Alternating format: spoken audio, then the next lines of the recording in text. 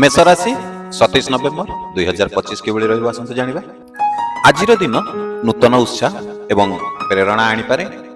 କାର୍ଯ୍ୟରେ ନୂତନ ସୁଯୋଗ ମିଳିବାର ମଧ୍ୟ ଆଜି ସମ୍ଭାବନା ରହିଛି। ପରିବାରରେ ସମ୍ମାନ ଏବଂ ଭଲ ପାଇବା ବଢ଼ିବାର ଯୋଗ ଅଛି। ପୁରୁଣା କାର୍ଯ୍ୟ ସେମିତି ସଫଳତାର ସହିତ ପୂରଣ ହେବ। ମନରେ ସକାରାତ୍ମକ ଶକ୍ତି ବଢ଼ିବାର ଅନୁଭବ ହେବ। ଆଜି ଆର୍ଥିକ ପରିସ୍ଥିତି ଅପେକ୍ଷାରୁ ଭଲ ଦେଖାଦେବ। କୌଣସି ଚିନ୍ତାଧାରା ଆପଣଙ୍କର ଲାଭ କରାଇବ। ଦୂରରୁ ଖୁସି ଖବର ଆଜି ଆପଣ ପାଇପାରନ୍ତି। ମିତ୍ରଙ୍କ ସହ ଯୋଗାଯୋଗ ଭଲ ହେବାର ସମ୍ଭାବନା ରହିଛି। ଭାବନାକୁ ଯଦି ସନ୍ତୁଳିତ ରଖିଲେ ତାହେଲେ ଉତ୍ତମ ହେବ। ସ୍ୱାସ୍ଥ୍ୟରେ ସାବଧାନ ଟିକେ ରୁହନ୍ତୁ, ହାଲକା ଥକା ହେଇପାରେ। ଯାତ୍ରା କଲେ ଲାଭ ଏବଂ ନୂଆ ଶୁଭ ସମ୍ପର୍କ ମିଳିପାରେ।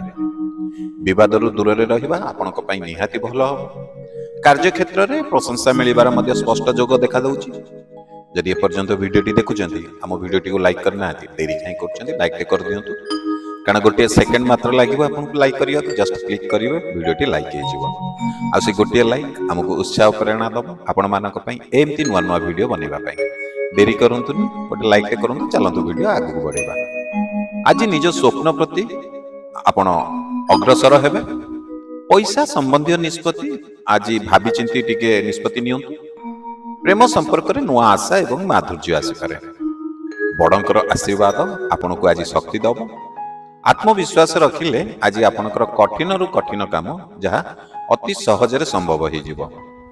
ଶୁଭ ସମୟ ହେଉଛି ଆପଣଙ୍କ ପାଇଁ ଆଜି ସକାଳ 9:15ରୁ 10:45। ଶୁଭ ରଙ୍ଗ ଆପଣଙ୍କ ପାଇଁ ହେଉଛି ଲାଲ ଏବଂ ହଳଦିଆ। ଯଦି ପ୍ରଥମ ଥର ଆପଣ ଆମ ଏହି ଚ୍ୟାନେଲରେ ଭିଡ଼ିଓ ଦେଖୁଛନ୍ତି, ଚ୍ୟାନେଲକୁ ସବସ୍କ୍ରାଇବ୍ କରିନାହାନ୍ତି, ଚ୍ୟାନେଲକୁ ଟିକେ ସବସ୍କ୍ରାଇବ୍ କରନ୍ତୁ ଆଉ ପେଜକୁ ଟିକେ ଫଲୋ କରନ୍ତୁ।